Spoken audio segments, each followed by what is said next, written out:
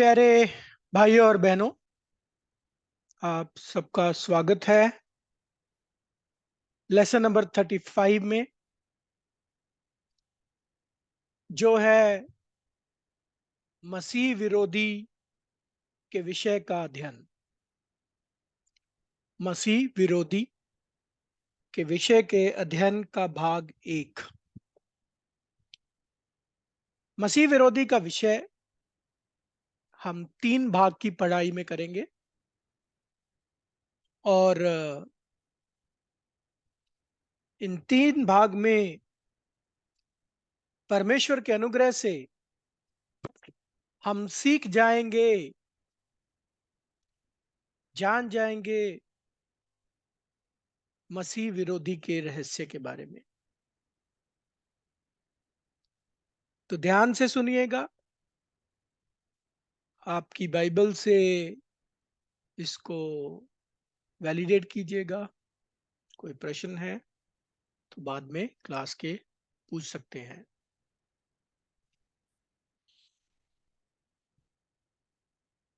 ये विषय खास करके मसीहियों के लिए बड़ा दिलचस्प विषय है और इस विषय को लेके अलग अलग शिक्षाएं और बहुत सारी आम धारणाएं पैदा हुई हैं इस संसार में,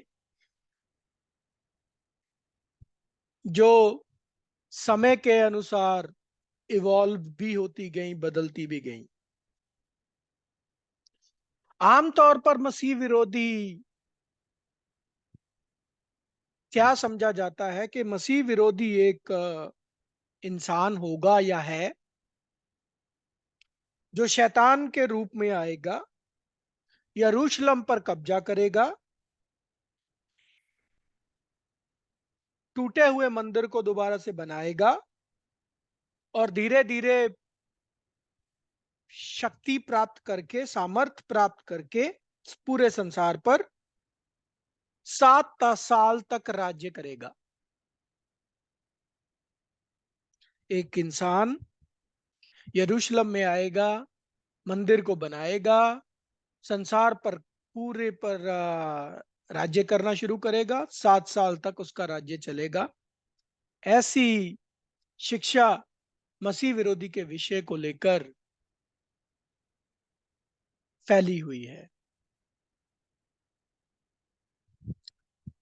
क्या आप लोग भी मसीह विरोधी के बारे में यही जानते हैं या कुछ और आप अपने अपने एरिया में सीख आपको सिखाया गया है या आप लोग सिखाते हैं, ये आपको पता होगा। लेकिन जरा सोचो, एक इंसान आज के जमाने में पूरे संसार पर राज्य कर रहा है। क्या आपको यह संभव लग रहा है? जरा अपने आप सोचिए, ऐसा हो सकता है कि एक इंसान पूरे संसार पर राज्य करे? फिर एक और तरीके से मसीह विरोधी को प्रकट किया जाता है मूवीज। एक्सॉर्सिस्ट करके मूवी है जो मसीह विरोधी के को एक सिंगल एक आदमी के, एक पुरुष के रूप में दिखाया गया है। कई किताबें लिखी गई। 666 के बारे में बताया गया कि एक मोहर होगी 666 की, जो हाथों पर लगाई जाएगी या माथे पर लगाई जाएगी या चिप के जरिए आपके हथेली के अंदर वो लगाई जाएगी। तो अलग अलग शिक्षाएं चली मसीह विरोधी को लेकर। सद्दाम हुसैन को भी बोला गया कि वो मसीह विरोधी। कईयों ने सोचा हिटलर मसीह विरोधी। तो ऐसे समय समय पर जब भी कोई ऐसा नेता या ऐसा कोई बंदा हुआ, उसको लेकर ये धारणा आई कि ये शायद मसीह विरोधी, वो शायद मसीह विरोधी। अल्टीमेटली क्या सोचा जा रहा है कि एक इंसान है मसीह विरोधी जो आ, ऐसा करेगा। देखो, हिटलर आया 1940s के दशक में। हिटलर था। सेकेंड वर्ल्ड वॉर आपको पता ही है, 60 लाख यहूदियों को मार देना। तो लोगों ने सोचा शायद ये होगा, लेकिन वो आया, वो गया। 80s के समय में सद्दाम हुसैन, उस वक्त सद्दाम हुसैन के समय लड़ाइयां भी हुई मिडल ईस्ट में। लोगों को लगा कि शायद ये होगा, लेकिन वो भी आया और वो भी गया। उसामा बिन लादेन, वो आया, वो भी गया। तो ऐसे बहुत सारी अफवाहें और बहुत सारी स्टोरीज मसीह विरोधी के विषय को लेकर पैदा हुई, खत्म हो गई। और मॉडर्न डे स्टोरी है कि रशिया में मसीह विरोधी पैदा हो चुका है और वो बढ़ रहा है। कई बोलते हैं इजराइल में कि वो अपने आप को बड़ी जल्दी प्रकट करेगा। मेरे ही संबंधी हैं, वो पास्टर्स हैं। वो भी ऐसा कोई इंसान, स्ट्रांग इंसान इस वर्ल्ड में देखता है जो आ, बड़ा अत्याचारी और बड़ा गलत हो, तो उनको लगता है कि शायद वो मसीह विरोधी है। तो ये आम धारणाएं हैं प्यारे भाई और बहनों। आपने भी इनमें से कोई ना कोई सुनी होगी, या आपने भी, या कुछ और होगा जो मुझे नहीं मालूम। आप क्या विश्वास करते हो? लेकिन मसीह विरोधी के विषय का सत्य क्या है? मसीह विरोधी कौन है? और परमेश्वर का पवित्र शास्त्र जो सत्य है, वो क्या प्रकट कर रहा है मसीह विरोधी के विषय के बारे में? यानी कि बाइबल मसीह विरोधी के विषय में हमें क्या सिखा रही है? इस विषय के बारे में असली सच्चाई जानने के लिए हमें बाइबल में जाना पड़ेगा, उधर से पढ़ना पड़ेगा, भाषा का सही अनुवाद करके फिर समझना पड़ेगा कि इसका अर्थ क्या है। तो चलिए, मसीह विरोधी के विषय की पढ़ाई उस वचन से शुरू करते हैं जो वचन ये बताएगा कि मसीह विरोधी का विषय क्रिश्चियंस के लिए इतना महत्वपूर्ण क्यों है। पहले ये जान ले कि मसीहियों को इस विषय के बारे में जानने में इतनी दिलचस्पी क्यों है। पढ़ ले दूसरा थिस्सलुनीकियों, दूसरा अध्याय 1 से लेकर 3 वचन।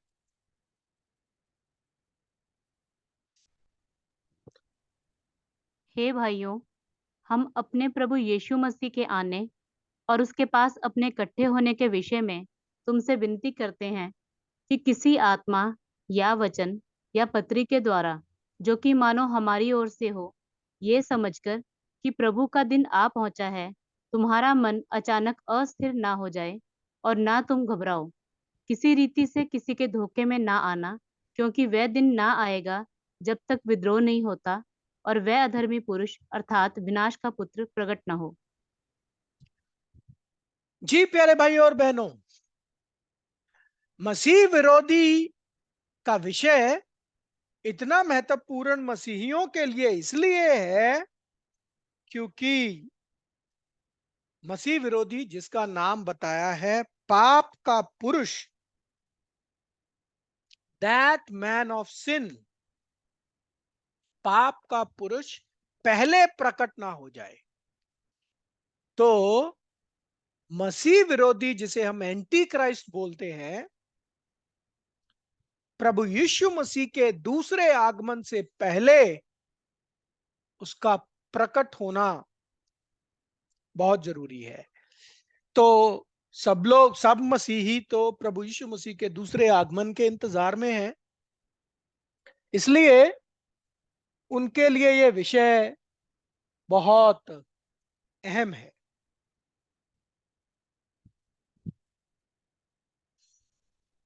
ध्यान नोट कीजिए, इस वचन में जो शब्द इस्तेमाल किए गए मसीह विरोधी के लिए, क्या क्या किए गए? पाप का पुरुष, विनाश का पुत्र, ये दो अ, शब्दों का इस्तेमाल मसीह विरोधी के लिए इस वचन में किया गया।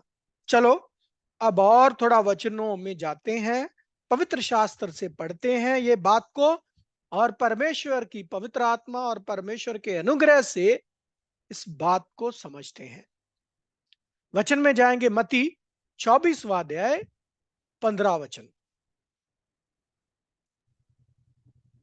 इसलिए जब तुम उस उजाड़ने वाली घृणित वस्तु को, जिसकी चर्चा दानियल भविष्यवक्ता के द्वारा हुई थी, पवित्र स्थान में खड़ी हुई देखो, जो पढ़े वह समझे।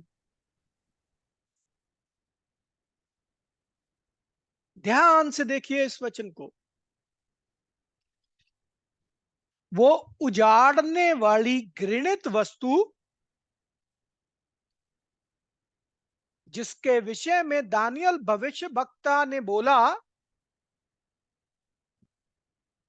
द अबोमिनेशन ऑफ डेसोलेशन, उजाड़ने वाली घृणित वस्तु जिसके विषय में दानियल ने बोला, कहां खड़ी देखोगे? पवित्र स्थान में खड़ी हुई देखो। पवित्र स्थान में वो वस्तु खड़ी होगी, जो पढ़े वह समझे, जो पढ़े वह समझे। अब ये कौन है उजाड़ने वाली घृणित वस्तु जिसका जिक्र दानियल भविष्यवक्ता ने किया? वचन में पढ़ेंगे, दानियल 20वां अध्याय 7वां अध्याय 20 से लेके 25 वचन। दानियल 7वां अध्याय 20 से लेके 25 वचन।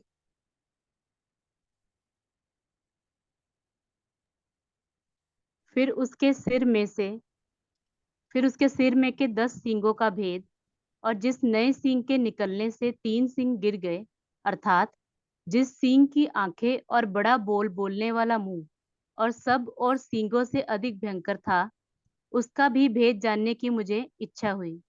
और मैंने देखा था कि वह सिंह पवित्र लोगों के संग लड़ाई करके उन पर उस समय तक प्रबल भी हो गया, जब तक वह अति प्राचीन ना आया और परम प्रधान के पवित्र लोग न्यायी ना ठहरे, और उन पवित्र लोगों के राज्याधिकारी होने का समय ना आ पहुंचा। उसने कहा, उस चौथे जंतु का अर्थ एक चौथा राज्य है, जो पृथ्वी पर होकर और सब राज्यों से भिन्न होगा, और सारी पृथ्वी को नाश करेगा और दांव कर चूर चूर करेगा। और उन 10 सींगों का अर्थ ये है कि उस राज्य में से 10 राजा उठेंगे, और उनके बाद उन पहलों से भिन्न एक और राजा उठेगा, जो 3 राजाओं को गिरा देगा, और वह परम प्रधान के विरुद्ध बातें कहेगा, और परम प्रधान के पवित्र लोगों को पीस डालेगा, और समयों और व्यवस्था के बदल देने की आशा करेगा, वरन 3.5 काल तक वे सब उसके वश में कर दिए जाएंगे। तो प्रभु यीशु मसीह मत्ती 24:15 में जिस रेफरेंस से वो बात बोल रहे हैं कि वो उजाड़ने वाली घृणित वस्तु पवित्र स्थान में खड़ी देखोगे, वो ये है, दानियल 7वां अध्याय 20 से लेके 25। एक्चुअली में ये रेफरेंस है मसीह विरोधी के बारे में, और ये वचन पढ़ के आपको समझ में आता है कि ये एक सिंह है या राजा। ये रेफरेंस एक्चुअली मसीह विरोधी के बारे में है। तो इस वचन को पढ़ के भी लगता है कि मसीह विरोधी जो है वो एक इंसान होगा जो राजा बनेगा, है ना? मसीह विरोधी एक इंसान होगा जो राजा बनेगा, ये वचन पढ़ के ऐसा प्रतीत होता है। लेकिन अभी अभी जो हमने दूसरा थिस्सलुनीकियों में वचन पढ़ा, उसमें आपने देखो दो जो जो टाइटल इसको मिले, इसी को ही, दैट मैन ऑफ सिन, वो अधर्मी अर्थात विनाश का पुत्र। इधर अधर्मी और विनाश का पुत्र लिखा है, लेकिन एक्चुअल में ये है the man of sin, the man of sin, that man of sin, वो पाप का पुरुष अर्थात विनाश का पुत्र, सन ऑफ पर्डिशन। ये देखिए इंग्लिश में आपके सामने वचन में है, that man of sin, son of perdition, विनाश का पुत्र। तो ये सारे वचनों में मसीह विरोधी एक पुरुष लगता है, एक राजा लगता है। तो क्या यही इस बात का निचोड़ है कि मसीह विरोधी जो है वो एक पुरुष होगा, एक इंसान होगा? चलो किसी नतीजे पर पहुंचने से पहले एक और वचन पढ़ते हैं। पहला यूहन्ना दूसरा अध्याय 18 वचन। पहला यूहन्ना दूसरा अध्याय 18वां वचन पढ़िए। हे लड़कों, ये अंतिम समय है, और जैसा तुमने सुना है कि मसीह का विरोधी आने वाला है, उसके अनुसार अब भी बहुत से मसीह के विरोधी उठे हैं। इससे हम जानते हैं कि ये अंतिम समय है। तो इस वचन में आप देखो, एक चकित करने वाली स्टेटमेंट है, हैरान करने वाली स्टेटमेंट है। क्या है हैरान करने वाली स्टेटमेंट? कि हे लड़को, ये अंतिम समय है, और जैसा तुमने सुना है कि मसीह का विरोधी आने वाला है, उसके अनुसार अब भी बहुत से मसीह के विरोधी उठे हैं। इससे हम जानते हैं कि यह अंतिम समय है। तो प्रेरित यूहन्ना क्या बता रहे हैं कि तुम लोगों ने सुना है मसीह विरोधी आने वाला है, लेकिन अभी ही बहुत सारे मसीह विरोधी उठ खड़े हुए हैं। इससे ये समझ लो कि ये अंतिम समय है। ये कैसे हो सकता है? इस वचन में अगर आप देखो तो मसीह विरोधी प्लूरल फॉर्म में है, सिंगुलर फॉर्म में नहीं, प्लूरल फॉर्म में। क्या बोलते हैं हिंदी में शब्द इसको, सिंगुलर और प्लूरल को? एक वचन, बहुवचन। हाँ, एक वचन बहुवचन। तो अभी तक जो मसीह विरोधी के बारे में हम वचन पढ़ते आए, हमें लगा कि वो एक बंदे की बात हो रही है। लेकिन ये वचन अगर आप पढ़ो, आपको बहुवचन मिलेगा। मसीह के विरोधी उठे हैं, और कौन से? एक नहीं, अनेक। है ना? एक नहीं, अनेक विरोधी उठ खड़े हुए हैं। तो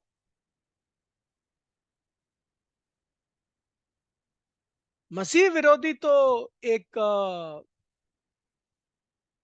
सिंगल पुरुष को जो राजा बनेगा ऐसा करके धारणा, या ऐसे करके वचन हमने पढ़े, जो फ्यूचर में आएगा। लेकिन प्रेरित यूहन्ना बोल रहा है कि बहुत सारे, अनेक मसीह विरोधी उसके समय में मौजूद थे, यानी कि शुरुआती कलीसिया में मौजूद थे।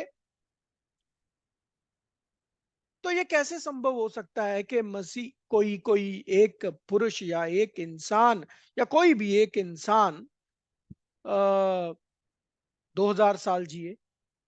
वो तो आए और वो तो चले गए, मतलब उनकी मृत्यु हो गई। तो बहुत सारी कंफ्यूजन है इस विषय को लेकर, बहुत सारी कंफ्यूजन है।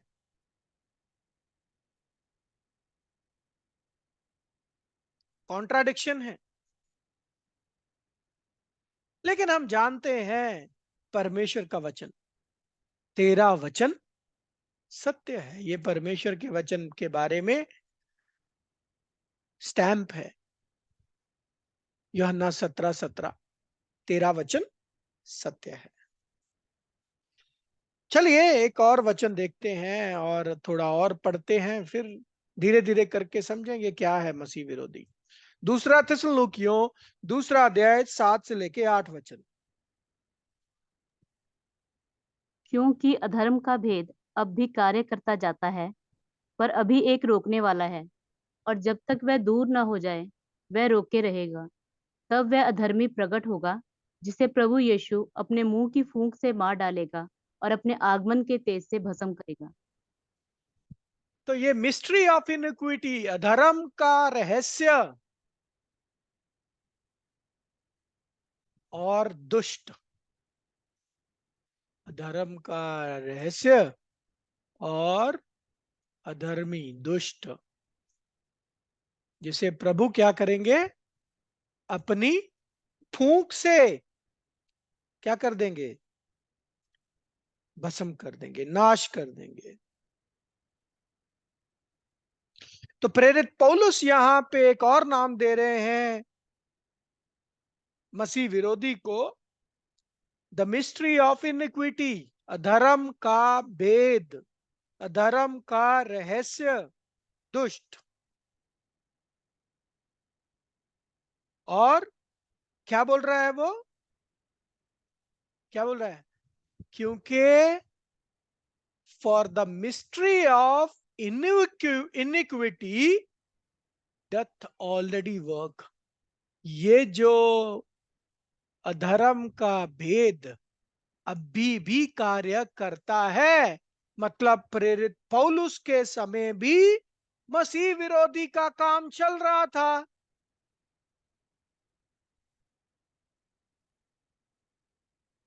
शुरुआती कलीसिया में ही मसीह विरोधी का काम शुरू हो गया, और इसको प्रभु यीशु मसीह अपने दूसरे आगमन के साथ नाश करेंगे।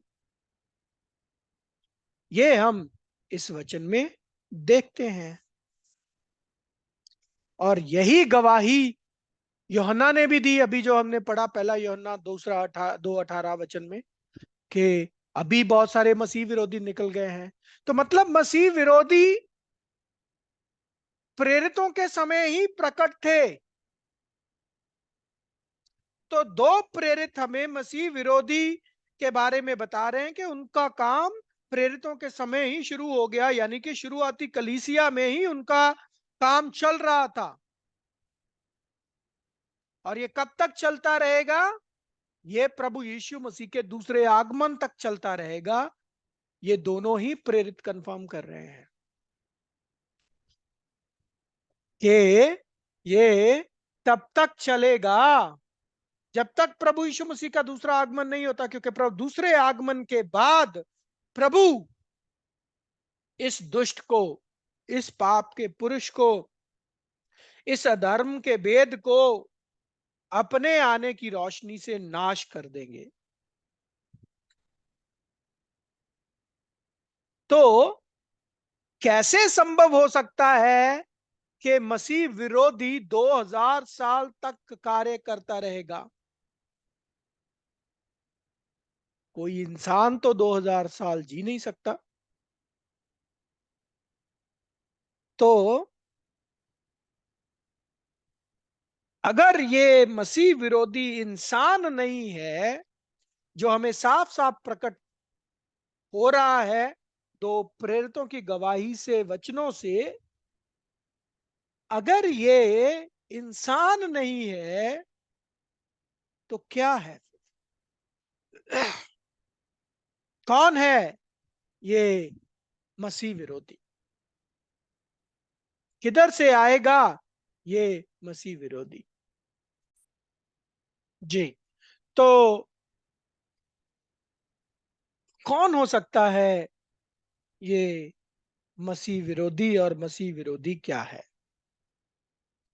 2000 साल कोई पुरुष तो सरवाइव नहीं कर सकता कि प्रेरितों के समय कोई मसीह विरोधी से, प्रेरितों के समय से चल रहा हो और आज भी मौजूद हो, नहीं।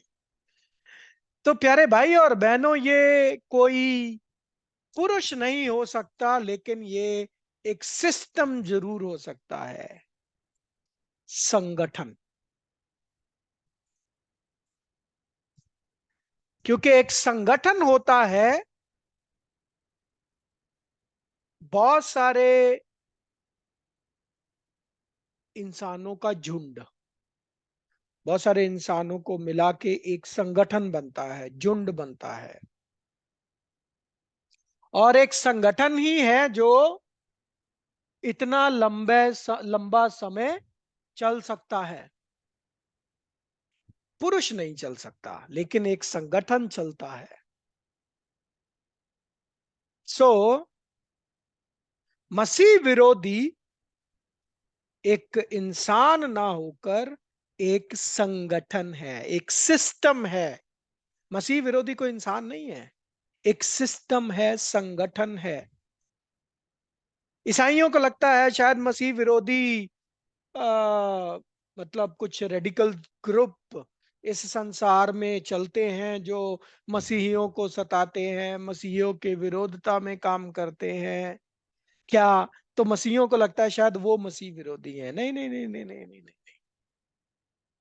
अभी अभी आप देखोगे, प्रभु ने उसका रेफरेंस दिया कि वो घिनौनी वस्तु पवित्र स्थान में खड़ी होती है। यानी पवित्र स्थान का मतलब कलीसिया, कलीसिया में वो काम करती है, मतलब मसीह बन के ही काम करती है।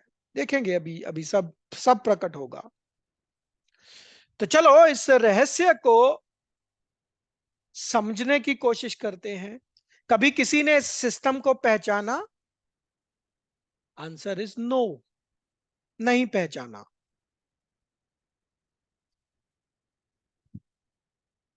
सबसे पहले मसीह विरोधी शब्द का मतलब क्या होता है?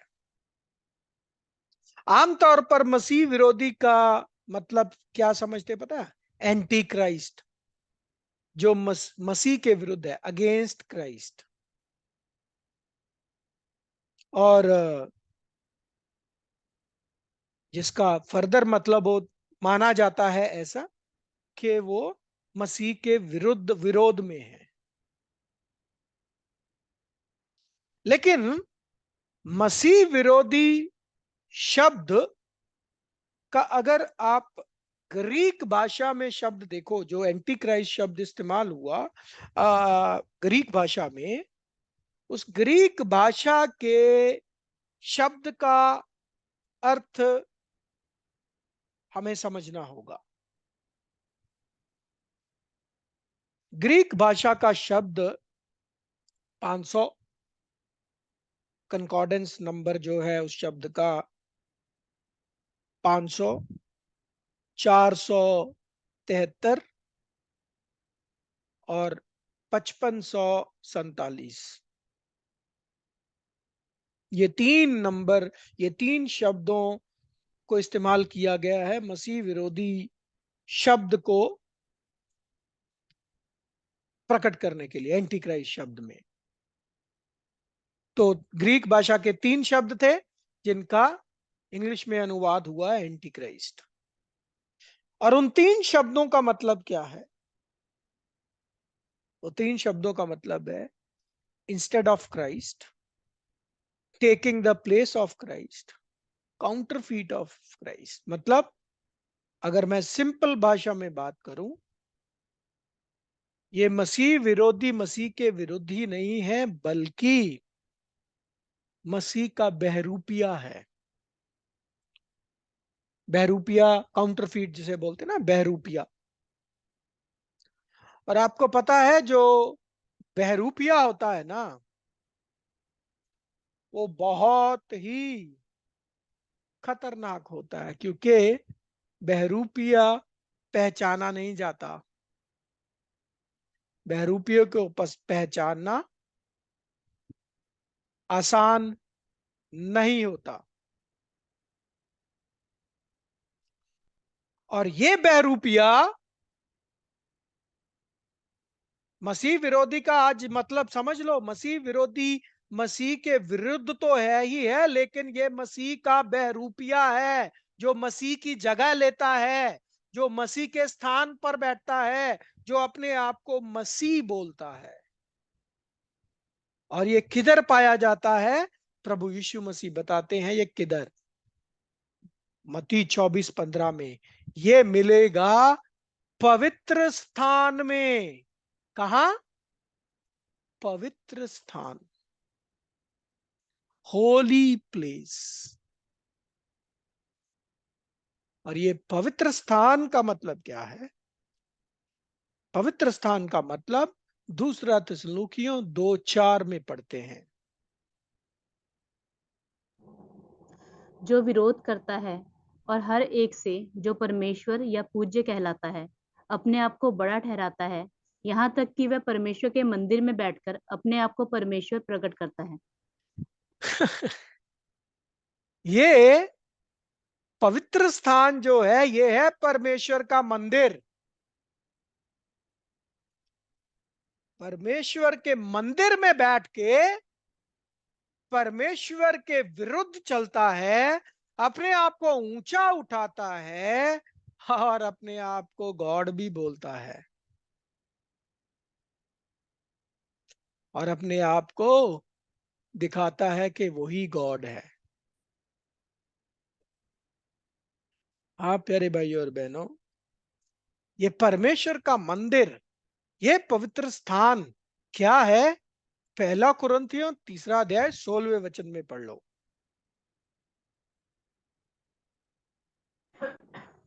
क्या तुम नहीं जानते कि तुम परमेश्वर का मंदिर हो और परमेश्वर का आत्मा तुम में वास करता है?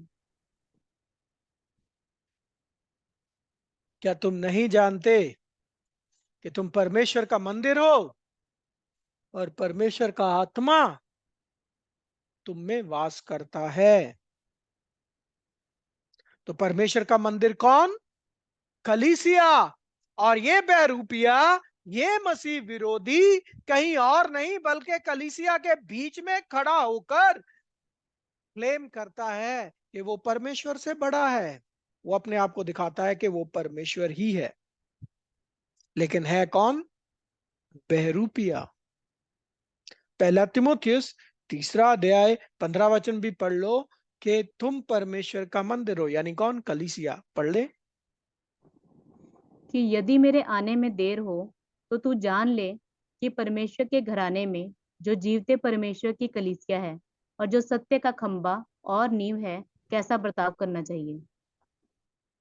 तो परमेश्वर का घर कौन है? कलीसिया, the church of the living God. कलीसिया,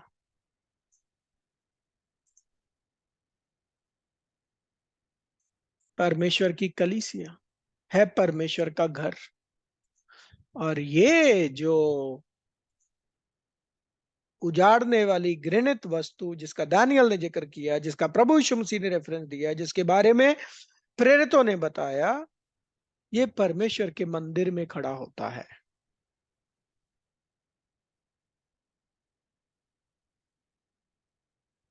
अब प्रश्न ये उठता है प्यारे भाइयों और बहनों कि ये प्रभु की कलीसिया में मसीह विरोधी दाखिल कैसे होता है,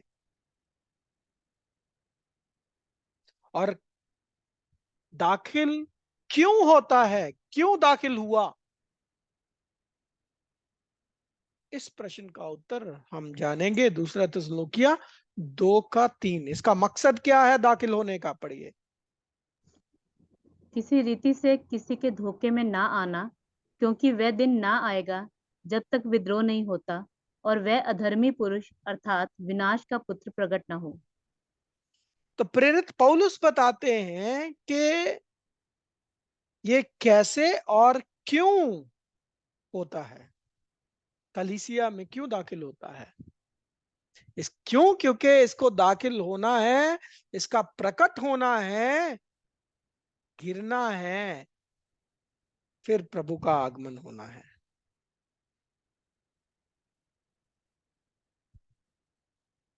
तो मतलब ये मसीह विरोधी ने कलीसिया में ही प्रकट होना है,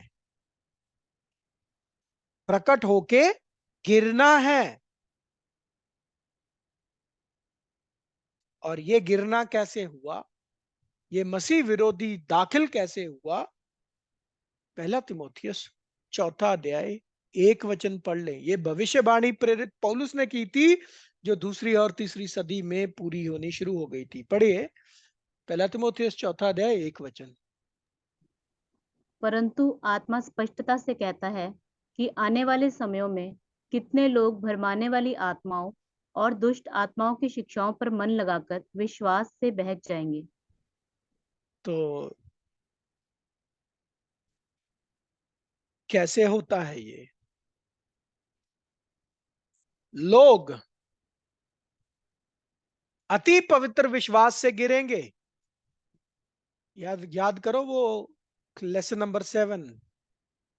अति पवित्र विश्वास पर स्थिर ना रहने की वजह से भरमाने वाली आत्माओं और दुष्ट आत्माओं की शिक्षा पर मन लगाते हैं, जिसकी वजह से अति पवित्र विश्वास से गिर जाते हैं।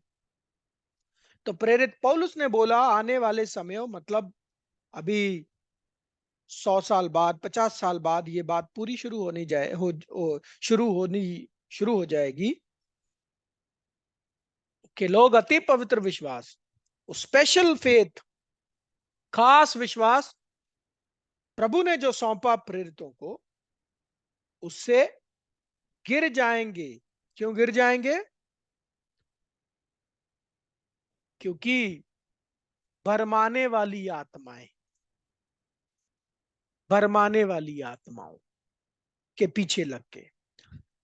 अभी आत्मा के आपको 3 मतलब बताए थे लेसन नंबर 7 में ही। एक तो होता है सांस, जीवन का श्वास। दूसरा क्या होता है? मन। नबूकदनेस्जार की स्पिरिट वॉज ट्रबल्ड, मन, उसका मन बहुत घबरा गया। और तीसरा जो मतलब होता है आत्मा का, वो हमने पढ़ा था यूहन्ना 6 अध्याय 63 वचन। आत्मा तो जीवनदायक है, शरीर से कुछ लाभ नहीं। जो बातें मैंने तुमसे कही हैं वे आत्मा है और जीवन भी है।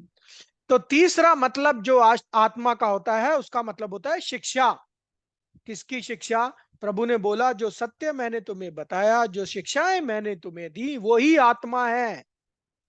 क्योंकि प्रभु ने जो बोला वो थे परमेश्वर के वचन। परमेश्वर के वचन एक एक शिक्षा है। तो तीसरा मतलब होता है आत्मा का शिक्षा। तो प्रेरित पौलुस ने जो उधर बोला ना, भरमाने वाली आत्माएं, भरमाने वाली आत्माओं का मतलब है भरमाने वाली शिक्षाएं। कलीसिया में कुछ ऐसी शिक्षाएं दाखिल होंगी जो आपको अपनी तरफ खींचेंगी और आप लोग सत्य, अति पवित्र विश्वास से गिर जाओगे।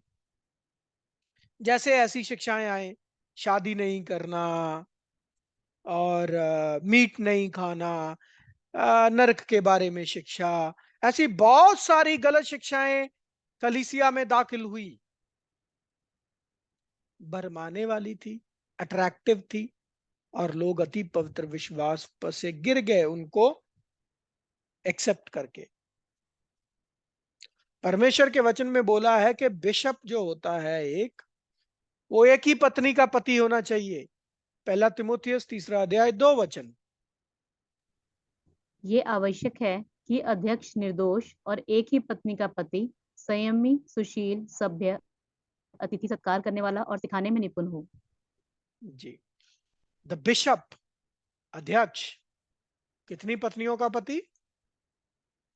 एक ही पत्नी का पति। लेकिन ये शिक्षा शुरू हुई कि नहीं, शादी नहीं करना है, शादी बिना करे बिना आप परमेश्वर की अच्छे से सेवा कर सकते हो। ऐसे बहुत सारे वो शिक्षाएं हुई कि फ्राइडे के दिन मीट नहीं खाना, और 40 दिन का उपवास रखना, वो समय जो होता है।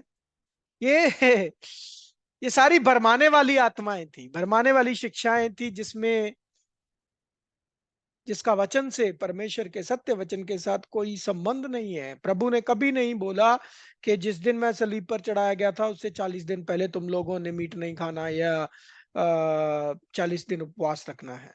ऐसा कुछ नहीं बोला। तो ये थी भरमाने वाली आत्माएं जो एंटर हुई कलीसिया में, और किसकी?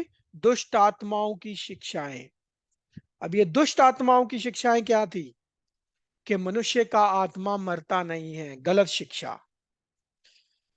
तीन परमेश्वर, तीनों एक है, सब ये पिता, पुत्र और पवित्र आत्मा तीन जन हैं, लेकिन ये तीनों एक परमेश्वर है। गलत, गलत शिक्षा। एक ही परमेश्वर है। ऊपर से पवित्र आत्मा एक एक परमेश्वर के तौर पर ट्रीट गया गया। गलत शिक्षा। क्या देखा वचन में हमने? पवित्र आत्मा परमेश्वर का सामर्थ्य है। पवित्र आत्मा की महिमा परमेश्वर से भी ज्यादा शुरू हो गई कि पवित्र आत्मा तुम्हारा स्वागत है, गुड मॉर्निंग होली स्पिरिट, हो खगा बाबा बाबा बाबा शाखा रा रा रा रा रा रा रा रा रा रा।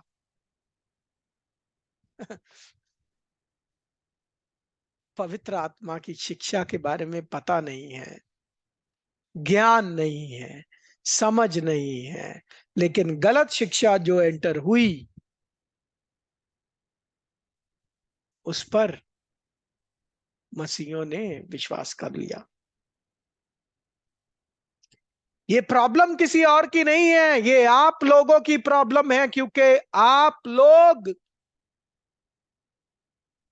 पढ़ने में दिलचस्पी नहीं रखते, परमेश्वर के वचन खोलते नहीं हैं, परमेश्वर का वचन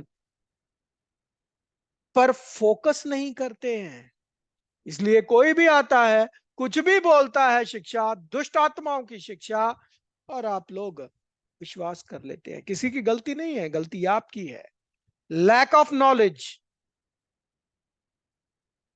नरक, एक बहुत भयानक आग जल बरस रही है उधर, और परमेश्वर ने क्या बोलते हैं, सीख कबाब बनाया हुआ है मनुष्यों की आत्माओं को। गलत शिक्षा। कलीसिया की उदारता के बारे में समझ ही नहीं है। गलत शिक्षा। परमेश्वर की योजना में स्वर्गीय उदारता, पृथ्वी की उदारता के बारे में ही समझ नहीं है मसीहियों को। गलत शिक्षा। मसीह यीशु में सब जिलाए जाएंगे, इर्रिस्पेक्टिव ऑफ वो क्रिश्चियन है या नहीं।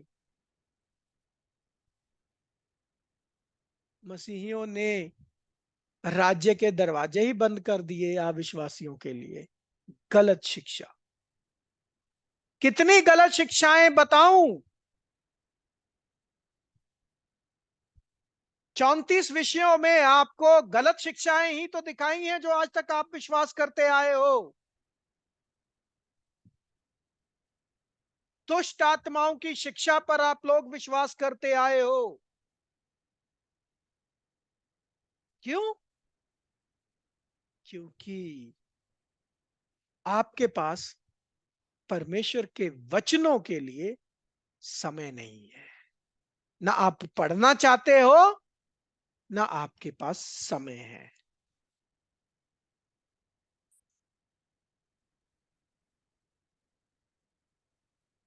क्यों ऐसा होता है? लैक ऑफ नॉलेज की वजह से। पढ़िए होशे 4। मेरे ज्ञान के ना होने से मेरी प्रजा नाश हो गई। तूने मेरे ज्ञान को तुच्छ जाना है, इसीलिए मैं तुझे अपना याजक रहने के अयोग्य ठहराऊंगा। इसीलिए कि तूने अपने परमेश्वर की व्यवस्था को त्याग दिया है, मैं भी तेरे बाल बच्चों को छोड़ दूंगा। ये वचन दोबारा ध्यान से पढ़ लो। आंखें हैं, देख लो। कान है, सुन लो।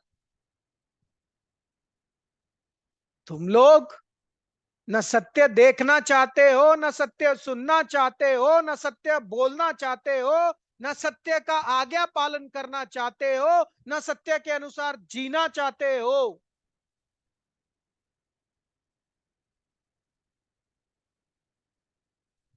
ये है मसीहियों का हालात। अंधभक्त बनना है, अंधभक्त। परमेश्वर देखो क्या कितनी सुंदर भविष्यवाणी बोल रहे हैं, जो हम सब पर लागू होती है। मेरे ज्ञान के ना होने से मेरी प्रजा नाश हो गई। My people are destroyed for lack of knowledge, because thou hast rejected my knowledge. तूने मेरे ज्ञान को तुच्छ जाना है, इसलिए मैं तुझे अपना याचक रहने के अयोग्य ठहराऊंगा। तो भाई, आप लोग तो परमेश्वर के याचक बनने के योग्य हो नहीं। परमेश्वर तो आपको रिजेक्ट कर रहे हैं, तो याचक किसके हो तुम लोग भाई? इसलिए कि तूने अपने परमेश्वर की व्यवस्था को त्याग दिया है, मैं तेरे बाल बच्चों को छोड़ दूंगा। परमेश्वर के वचन है प्यारे भाई और बहनों, गंभीरता से लीजिएगा। अगर आपको लगता है ना कि आप परमेश्वर की कोई सेवा कर रहे हैं, तो गलत फहमी में है। सबसे पहले नॉलेज होनी बहुत जरूरी है। लैक ऑफ नॉलेज की वजह से आप खुद तो खड्डे में गिरोगे। मत्ती 23वां अध्याय पढ़ लेना, फरीसियों और शास्त्रियों के बारे में प्रभु यीशु मसीह ने क्या बोला। बोला तुम खुद तो खड्डे में गिरते हो, तुम अपने फॉलोअर्स को भी खड्डे में ले जाके गिराते हो। इसलिए तुम्हारा हिस्सा गहना में है, नरक में है। और वो नरक उधर जो इस्तेमाल हुआ वो शब्द है गहना, और गहना का मतलब होता है दूसरी मृत्यु। तो गंभीरता से लीजिए, सावधान हो जाइए। अगर वाकई परमेश्वर की सेवा करने का मन है, तो नॉलेज को लेना सबसे पहले प्रायोरिटी समझो। बाद में देखना कि सेवा करने के योग्य हो या नहीं। लेकिन आप लोग क्या है, आप लोगों के लिए ये मंडे का दिन रखा है स्टडी के लिए। आगे बीच में कभी कभार उठ के, मैं नहीं जानता कि आपकी क्या मजबूरियां हैं, क्या परिस्थितियां हैं, क्या नहीं, नहीं। लेकिन आप, मैं मानता हूं कि आप सेवक भी हैं, आप सेवा भी करते हैं, जो भी है। लेकिन भाई सेवा बाद में, पहले अपनी अपने लिए तो पहले खुद तो बच जाओ, दूसरों को तो फिर बताना।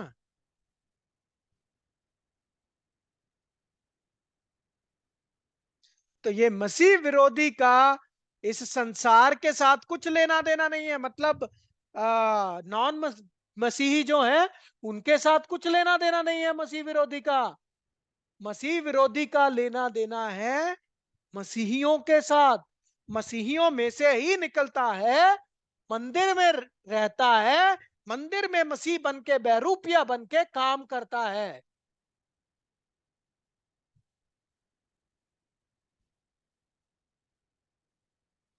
और इसकी प्रोफेटिक पिक्चर, मतलब भविष्यवाणी रूप में इसकी बहुत सुंदर तस्वीर हम देखेंगे प्रकाशित वाक्य में। प्रकाशित वाक्य 12वां अध्याय 1 वचन। फिर स्वर्ग पर एक बड़ा चिन्ह दिखाई दिया, अर्थात एक स्त्री जो सूर्य ओढ़े हुई थी और चांद उसके पांवों तले था, और उसके सिर पर 12 तारों का मुकुट था। फिर स्वर्ग पर एक बड़ा चिन्ह दिखाई दिया, अर्थात एक स्त्री। कौन? एक औरत, जो क्या पहने हुई थी? सूर्य ओढ़े हुए थी। क्या हुई थी? सूर्य ओढ़े हुई थी। चांद पांव के नीचे था, और उसके सर पर 12 तारों का मुकुट था।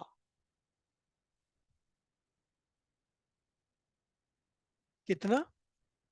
12 तारों का मुकुट था। एक स्त्री, देखिए ये सारी चिन्ह की भाषा है। अब एक स्त्री, सूर्य उड़े हुए, चंद्रमा पांव के नीचे, 12 तारों का मुकुट सर के ऊपर।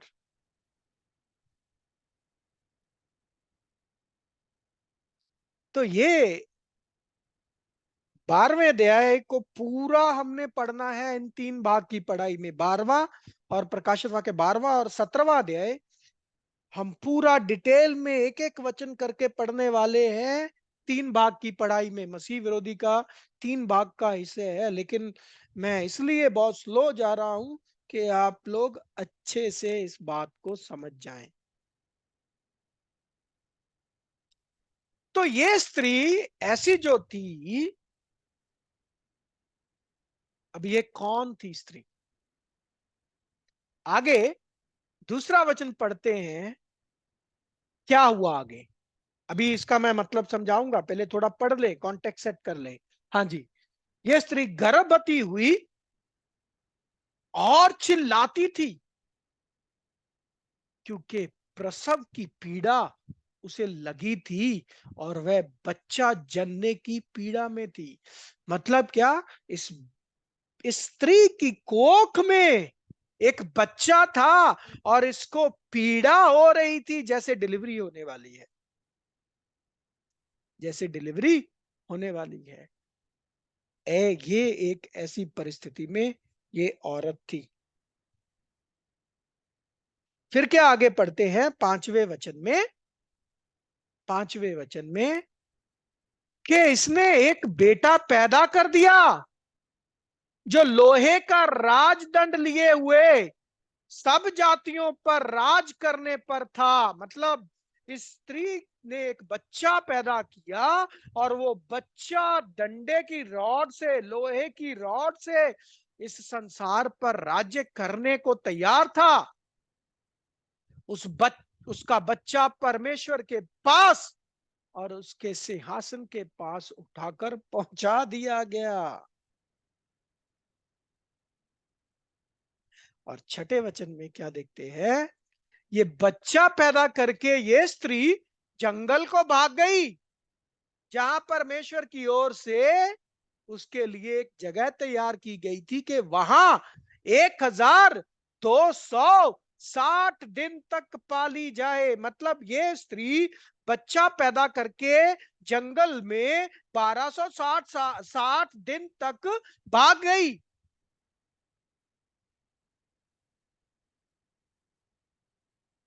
और वो जो बच्चा था वो किधर पहुंचाया गया? परमेश्वर के पास पहुंचाया गया। कौन है ये स्त्री?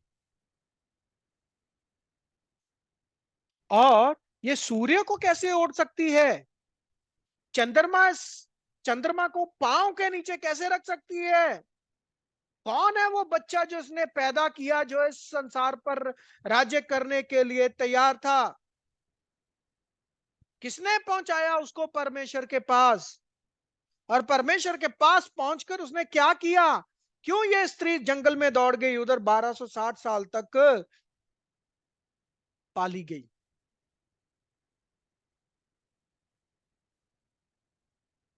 ये वचन आपने शायद पढ़े होंगे और इस वचन के बारे में आप कुछ अनुवाद भी जानते होंगे। तो मैं आपसे इस वचन के बारे में आपकी समझ जानना चाहता हूं कि आपने क्या सुना। तो मैं अनम्यूट करूंगा सबको और आपके विचार सुनना चाहूंगा, फिर मैं आपको इसका मतलब बताता हूं। जी, तो प्यारे भाई और बहनों, जो प्रश्न अभी मैंने बोले, ये स्त्री कौन है, क्यों भाग गई और ये वचनों का अर्थ क्या है, ये जानने से पहले आपको बता दूं कि रोमन कैथोलिक कलीसिया ने इस वचन पर 1950 के करीब ध्यान देना शुरू किया।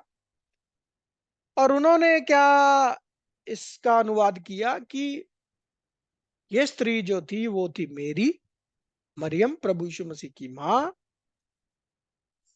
और जो क्या थी कि वो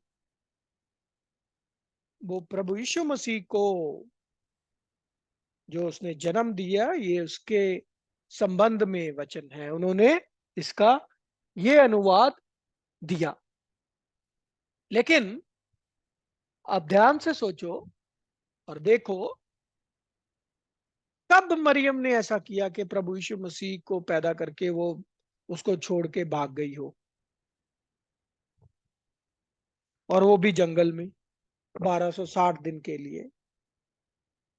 ये कभी नहीं हुआ, और ना ही ये इन वचनों का अनुवाद है। ये चिन्हात्मक भाषा है, ये प्रकाशित वाक्य है, ये साधारण भाषा नहीं है। अब ध्यान से सुनिएगा इन वचनों का मतलब, ध्यान से सुनिएगा। प्रकाशित वाक्य 12वां अध्याय, पहला वचन।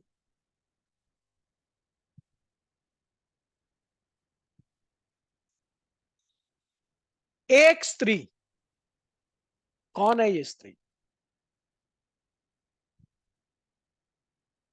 ये स्त्री है, स्त्री का मतलब है कलीसिया, चर्च। दूसरा कुरिन्थियों 11वां अध्याय 2 वचन पढ़ ले कि प्रभु यीशु मसीह की दुल्हन, जिसको पवित्र कुंवारी का रेफरेंस दिया गया है, उसको एक फीमेल के तौर पर, एक औरत के तौर पर संबोधित किया गया है परमेश्वर के वचनों में। ये हम पहले भी बहुत बार पढ़ चुके हैं, लेकिन फिर भी पढ़ लेते हैं। हाँ जी, पढ़िए। क्योंकि मैं तुम्हारे विषय में ईश्वरीय धुन लगाए रहता हूँ, इसीलिए कि मैंने एक ही पुरुष से तुम्हारी बात लगाई है कि तुम्हें पवित्र कुंवारी के समान मसीह को सौंप दूं।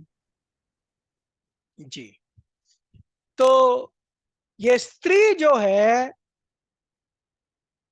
कलीसिया को स्त्री के रूप में संबोधित किया गया है परमेश्वर के वचन में। तो जहां पे भी स्त्री आता है, स्त्री चिन्ह का मतलब होता है कलीसिया।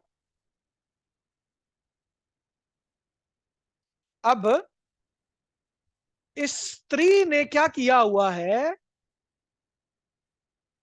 सूर्य ओढ़े हुए है। तो इसका मतलब क्या है? ये सूर्य ओढ़ने का मतलब क्या है? सूर्य ओढ़ने का मतलब कवरिंग। उसने अपने आप को सूर्य से ओढ़ा हुआ है, मतलब ढका हुआ है, कवरिंग। और सूर्य क्या है? सूर्य, अगर आपको पता हो, सूर्य एक रोशनी है, राइट? सूर्य एक क्या है? रोशनी। और सूर्य का चिन्ह के रूप में मतलब क्या होता है? दूसरा कुरिन्थियों 4 अध्याय 4 वचन में पढ़ते हैं। और दूसरा कुरिन्थियों 4 अध्याय 4 वचन जी। और उन अविश्वासियों के लिए जिनकी बुद्धि को इस संसार के ईश्वर ने अंधी कर दी है, ताकि मसीह, जो परमेश्वर का प्रतिरूप है, उसके तेजों में सुसमाचार का प्रकाश उन पर ना चमके। Let's the light of the glorious gospel of Christ. तो तेजों में सुसमाचार का प्रचार, यानी कि ये जो रोशनी है, इसका मतलब है सुसमाचार। सूर्य का मतलब है सुसमाचार। तो ये स्त्री ने, ये औरत ने अपने आप को सुसमाचार से कवर किया हुआ था, ढका हुआ था। क्या किया हुआ था? सुसमाचार से ढका हुआ था। तो ये सूर्य से ओढ़े हुए का मतलब क्या? कि ये स्त्री के पास खुशखबरी थी, सुसमाचार था। यानी कि सुसमाचार की रोशनी, नॉलेज। रोशनी मतलब सत्य, और इसके पास नॉलेज थी, उसकी सत्य की नॉलेज। इसके सिंपल भाषा में बोले, इनके पास सत्य था। फिर आगे चिन्ह क्या है? तीसरी चीज, उसके पांव के नीचे क्या था? चंद्रमा। पांव के नीचे क्या था? चंद्रमा। चंद्रमा का मतलब क्या होता है? चंद्रमा जो होता है, आपने पढ़ा होगा साइंस में, रोशनी किधर से लेता है चंद्रमा? चंद्रमा को रोशनी किधर से मिलती है? सूर्य से। सूर्य से। सूर्य से। सूर्य से रोशनी मिलती है, रिफ्लेक्शन से रोशनी मिलती है। तो चंद्रमा का मतलब है ओल्ड टेस्टामेंट, पुराना नियम। पुराना नियम जो है वो रिफ्लेक्शन है गॉस्पल का, मतलब सुसमाचार की रिफ्लेक्शन है पुराना नियम। पुराना नियम का मतलब पुराने नियम से रोशनी तब तक नहीं प्रकट हुई जब तक सुसमाचार नहीं आ गया। सुसमाचार की रोशनी पड़ते ही चंद्रमा की रोशनी प्रकट हो गई। मतलब सुसमाचार की रोशनी आने से ओल्ड टेस्टामेंट में भी क्लैरिटी आ गई, उसकी शिक्षाओं की भी समझ आ गई।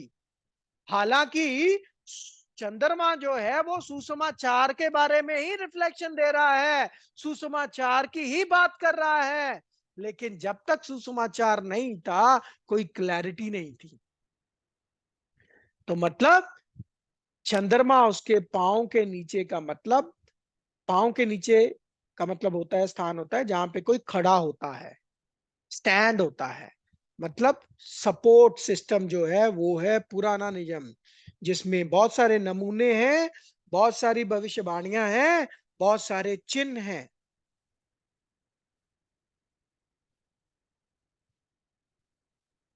तो ये पांव के नीचे चंद्रमा का मतलब कि पुराना नियम इस औरत को, स्त्री को, इस कलीसिया को स्टैंडिंग ग्राउंड देता है, सपोर्ट देता है कि भाई जो तुम सुसमाचार बोल रहे हो उसका आधार पुराना नियम भी है, पुराने नियम में भी ये बातें लिख दी गई हैं।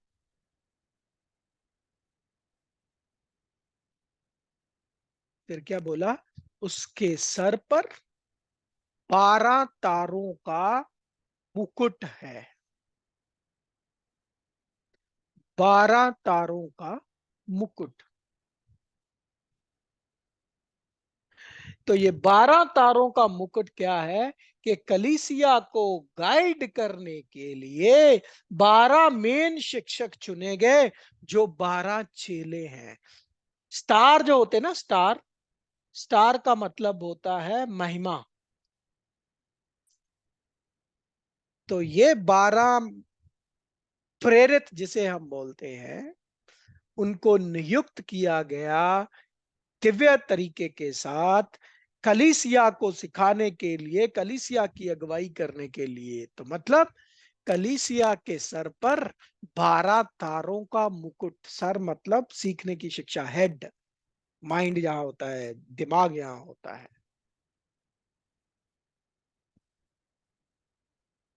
तो ये है 12 प्रकाशित वाक्य 12:1 का मतलब एक स्त्री, सूर्य अड़े हुए, चंद्रमा पांव के नीचे और 12 तारे सर पर। समझ में आ गया आप लोगों को?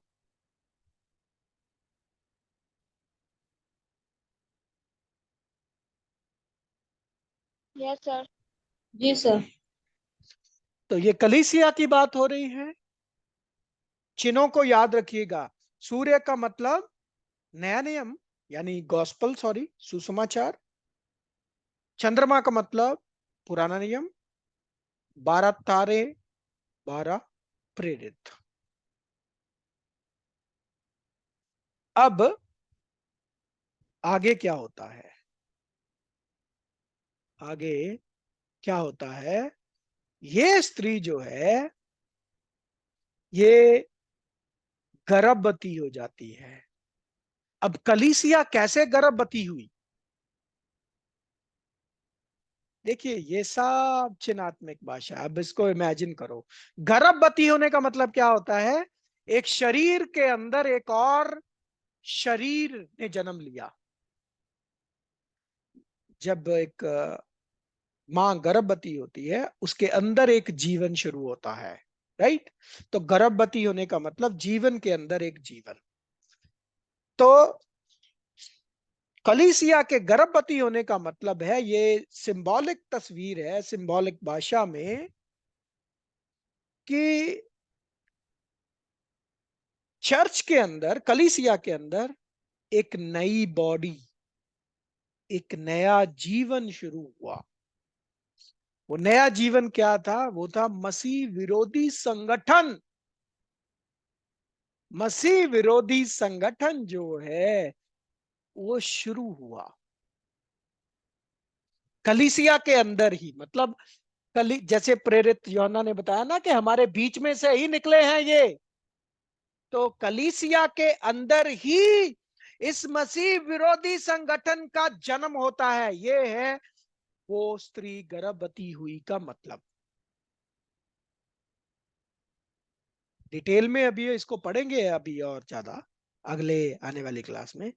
तो ये जो स्त्री जिसके अंदर मसीह विरोधी संगठन ने जन्म लिया, जब वो मसीह विरोधी संगठन पैदा होने के लिए तैयार हो गया,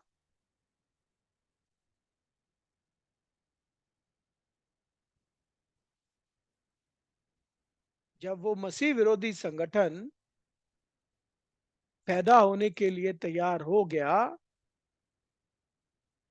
तो उसने एक पुरुष को जन्म दिया। एक पुरुष को जन्म दिया, और उसको जन्म देके वो 1260 दिन तक भाग गई। ये शुरुआती कलीसिया की तस्वीर है कि जब मसीह विरोधी संगठन एक बच्चे से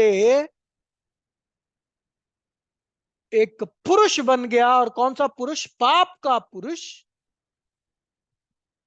तो कलीसिया को भागना पड़ा। कलीसिया को भागना पड़ा। तो प्रकाशित वाक्य 12:5 तो आपने देख लिया, लेकिन इसी के साथ मिलता जुलता एक और वचन है, वो भी पढ़ लेंगे। दूसरा तिमोथियस 2 का 3 और 4 वचन, 3 और 4।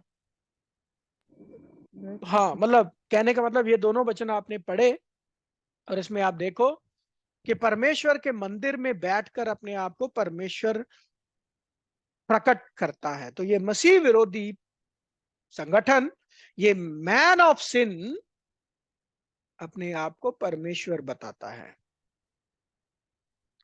तो गर्भवती जब एक एक जो बच्चा पैदा होता है ना, बच्चा पैदा होने की 3 स्टेजेस होती हैं एक्चुअली। एक तब, मतलब 3 स्टेजेस क्या होती हैं? फर्स्ट स्टेज इज जब एक मां कंसीव करती है, मतलब वो गर्भवती होती है। बच्चा तो, बच्चे का जीवन तो शुरू हो गया, लेकिन वो जो बच्चा है वो किसी को नहीं दिख रहा है, अभी इनविजिबल है वो बच्चा, और वो कोख में ही है, अंदर ही है अभी मां की कोख में। तो फर्स्ट स्टेज है ये, एक जीवन की, एक बच्चे के जीवन की शुरुआत। दूसरी स्टेज है बच्चा पैदा हो गया, लेकिन बच्चा अभी बहुत छोटा है। बच्चा दिख तो रहा है, मतलब आप देख सकते हो बच्चे को, जैसे इस तस्वीर में जब जो देख रहे हो, वो बच्चा तो आपको दिख रहा है, लेकिन बच्चे में अभी कोई पावर नहीं है। बच्चा पावरलेस है, शक्तिशाली नहीं है, ये कुछ नहीं कर सकता अपने ओर से। यह है दूसरी स्टेज। तीसरी स्टेज, जब बच्चा पुरुष बन जाता है। जब पुरुष बनता है तो वो दिखता भी है और वो शक्तिशाली भी होता है। तो पहली स्टेज जब बच्चा इनविजिबल है। दूसरी स्टेज जब बच्चा दिखता तो है लेकिन पावर नहीं है। तीसरी स्टेज जब बच्चा दिख भी रहा है, वो पुरुष बन गया है, वो शक्तिशाली है। तो ये सिस्टम जो था कलीसिया के अंदर एक बच्चे के रूप में शुरू हुआ। तभी तुलना बच्चे के साथ की गई कि कलीसिया गर्भवती हुई, कि उसके अंदर एक नई बॉडी, एक नया जन्म शुरू हुआ, एक नया संगठन उत्पन्न हुआ। जब पहले तो वो उसका किसी को एहसास ही नहीं हुआ, फिर जब एहसास हुआ तो उसमें कोई पावर नहीं थी, तो वो कुछ कर नहीं सकता था। लेकिन एक समय आ गया कि वो पावरफुल भी हो गया, वो पुरुष भी बन गया, तो फिर उसने अपना रंग दिखाया।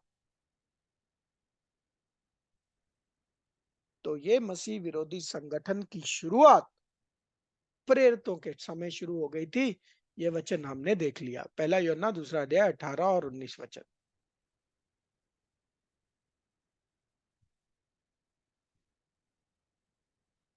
पढ़ ले।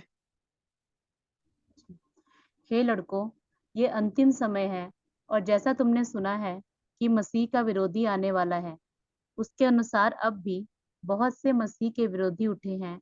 इससे हम जानते हैं कि ये अंतिम समय है। वे निकले तो हम में से ही हैं, परंतु हम में से ना थे, क्योंकि यदि वे हम में से होते तो हमारे साथ रहते। पर निकल इसीलिए गए ताकि ये प्रकट हो कि वे सब हम में से नहीं हैं। तो ये मसीह विरोधी संगठन कलीसिया से ही शुरू होता है, कलीसिया के अंदर से ही, कलीसिया के लोगों से ही शुरू होता है। ये कोई बाहर से नहीं आया। लेकिन फिर जब ये कलीसिया से ये मसीह विरोधी संगठन निकला, तो ये कलीसिया 1260 साल तक क्यों और किधर और किस जंगल में भाग गई? तो ये वो रेफरेंस है, ये वो समय है जब कलीसिया ने मसीह विरोधी संगठन से अपने आप को अलग किया। फ्लीइंग इनटू द विल्डरनेस, उजाड़ में जाने का मतलब होता है अपने आप को अलग करना, अपने मन से और मकसद से। मतलब मसीह विरोधी संगठन के साथ जो अपने आप को मसीह ही बोलता था, उससे इन्होंने अपने आप को अलग किया कि भाई तुम्हारा और हमारा कुछ लेना देना नहीं है। ये है वो स्त्री बच्चे को जन के भाग गई उजाड़ में। उजाड़ का मतलब सेपरेशन।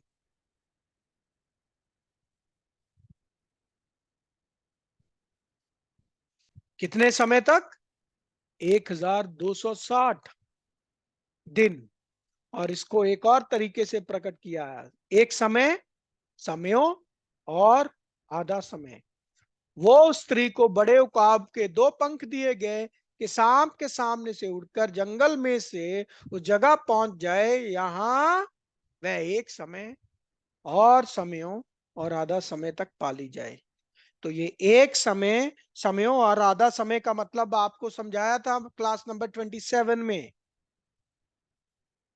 और मुझे पक्का पता है आपको याद नहीं होगा, जिसका रेफरेंस दानियल 7:25 में भी बताया गया है। दानियल 7:25। और वह परम प्रधान के विरुद्ध बातें कहेगा, और परम प्रधान के पवित्र लोगों को पीस डालेगा, और समयों और व्यवस्था के बदल देने की आशा करेगा, वरन 3.5 काल तक वे सब उसके वश में कर दिए जाएंगे। देखिए, 3.5 क्या सिस्टर? समय 3.5 काल, राइट? 3.5 काल बोला है, समय, समयों और आधा समय। ये तो बिल्कुल ही अनुवाद बदल दिया है इन्होंने। हिंदी की बाइबल है किसी के पास? उसमें पढ़े जरा। देखिए, कर तो इन्होंने सही दिया है, लेकिन एक्चुअल में ये जो रेफरेंस है वो है समय, समयों और आधा समय। तो समय, समयों और आधा समय का एक्चुअल में मतलब बिल्कुल 3.5 ही है। 1+2+आधा, तो 3.5 ही है। लेकिन इन्होंने बड़ा डायरेक्टली इधर रेफरेंस दे दिया, तो चलो आसान है, ठीक है, कोई बात नहीं। तो ये 3.5 समय या 3.5 काल जो है, 3.5 साल इसे हम बोल सकते हैं, ठीक है ये। और फिर प्रकाशित वाक्य 12:6 में जो हमने पढ़ा, 1260 दिन। और इसको और भी एक तरीके से प्रकट किया है प्रकाशित वाक्य 13:5 में। पढ़िए। बड़े बोल बोलने और निंदा करने के लिए उसे एक मुंह दिया गया, और उसे 42 महीने तक काम करने का अधिकार दिया गया। कितने? 42 महीने। तो ये एक और रेफरेंस दिया, 42 महीने। इधर एक और स्लाइड चाहिए थी, 42 महीने। तो ये तीनों ही एक्चुअली इक्वल है। चलो आपको बता देता हूं कैसे।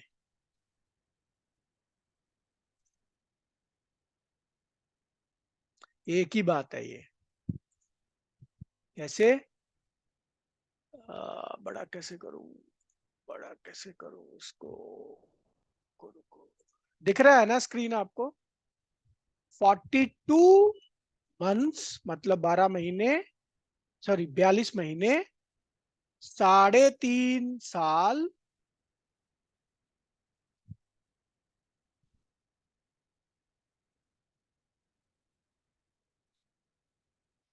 और 1260 दिन। अगर आप देखो तो ये बराबर बनता है।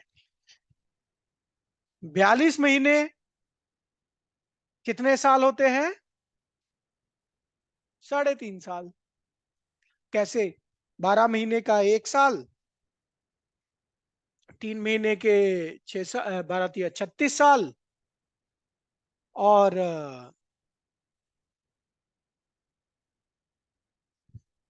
आधा साल मतलब 36 में 6 42। तो 42 महीने 3.5 साल होते हैं। और अगर आप 3.5 साल या 42 महीनों की वो देखे कितने दिन होते हैं, तो एक साल में प्रोफेटिक भाषा में कितने महीने होते दिन होते हैं एक साल में? 360 दिन। राइट? 360 दिन होते हैं एक साल में। तो 360 को अगर आप मल्टीप्लाई करो 3.5 के साथ, मतलब पहले 3 के साथ कर लो, फिर उसमें 180 जोड़ दो। तो देख लो, आपको कैलकुलेटर दिखा देता हूं जी। तो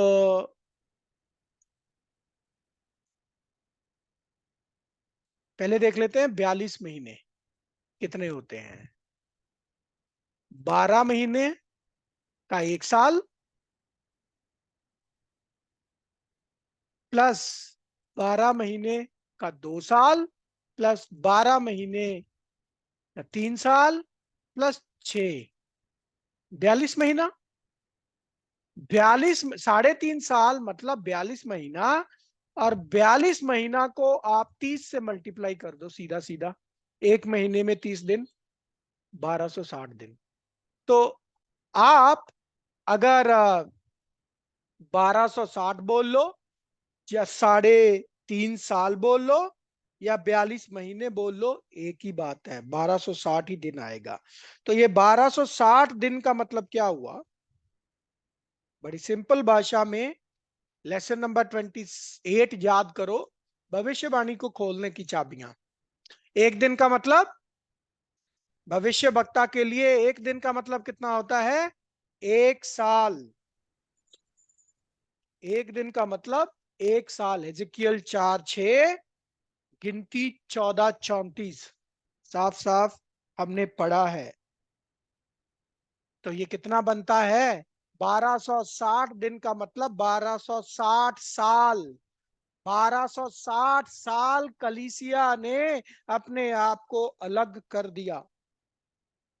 इससे? मसीह विरोधी संगठन से।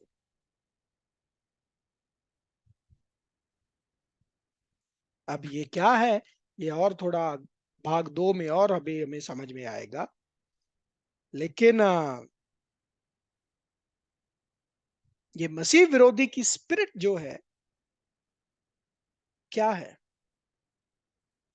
मसीह विरोधी की स्पिरिट क्या है? पहला यूहन्ना 4:3 में पढ़ते हैं। और जो कोई आत्मा यीशु को नहीं मानती, वह परमेश्वर की ओर से नहीं है। यही मसीह के विरोधी की आत्मा है, जिसकी चर्चा तुम सुन चुके हो कि वह आने वाला है और अब भी जगत में है। देखिए, तो ये आत्मा कौन सी है? मसीह विरोधी की आत्मा क्या है? मसीह the spirit of antichrist क्या है? ये अभी हमें पहचाननी है। मसीह विरोधी की स्पिरिट क्या है? जो कोई आत्मा यीशु को नहीं मानती कि वह परमेश्वर की ओर से नहीं है, यही मसीह विरोधी की आत्मा है। मतलब वो हर कोई, and every spirit that confesseth not that Jesus Christ is come in the flesh is not of God. मतलब जो ये बोलता है कि वो परमेश्वर की ओर से नहीं आया, वो मसीह विरोधी की स्पिरिट है। मसीह विरोधी की स्पिरिट है, यानी कि वो गलत शिक्षा है। स्पिरिट मतलब गलत शिक्षा।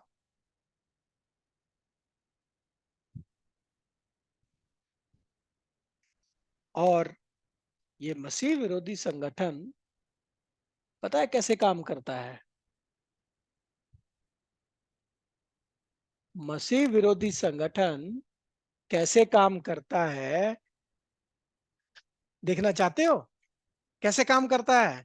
आप लोगों ने बहुत बार मुझसे क्वेश्चन किया है, ओ ब्रदर, ये इधर ये चमत्कार होता है, अरे उधर वो चमत्कार होता है।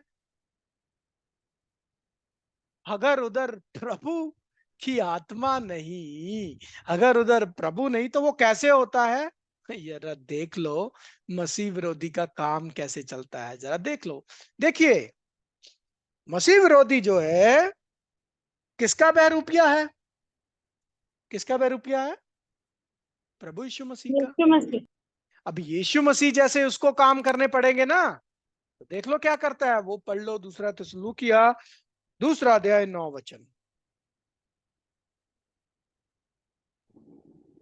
उस अधर्मी का आना शैतान के कार्य के अनुसार सब प्रकार की झूठी सामर्थ, चिन्ह और अद्भुत काम के साथ। वो अधर्मी यानी मसीह विरोधी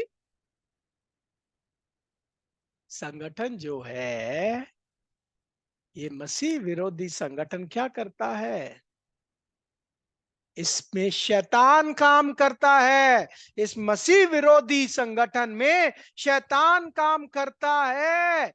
शैतान के कार्य के अनुसार सब प्रकार की झूठी सामर्थ, चिन्ह और अद्भुत काम। हाँ प्यारे भाई और बहनों, पवित्र स्थान में खड़े होकर, कलीसिया में खड़े होकर ये मसीह विरोधी संगठन मसीह का बहरूपिया बनके काम करता है। और कैसे? सारी सामर्थ झूठी सामर्थ। मतलब झूठी सामर्थ का मतलब ये नहीं कि उधर काम नहीं होगा, काम होगा, लेकिन ये झूठ की आत्मा से हो रहा है। चिन्ह होंगे, चमत्कार होंगे, अद्भुत काम होंगे।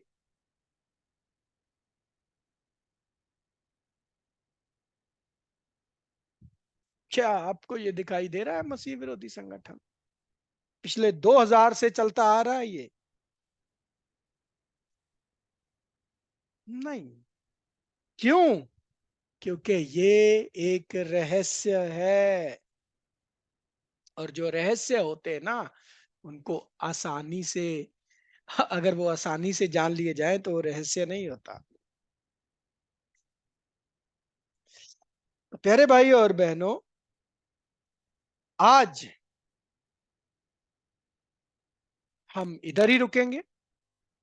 हमने देख लिया मसीह विरोधी संगठन एक सिस्टम है, सॉरी, मसीह विरोधी एक सिस्टम है जो मसीह का बहरूपिया है, और बहरूपिया बन के काम करता है, कलीसिया में से ही निकला है, और सत्य के विरुद्ध, मसीह के विरुद्ध काम करता है। ये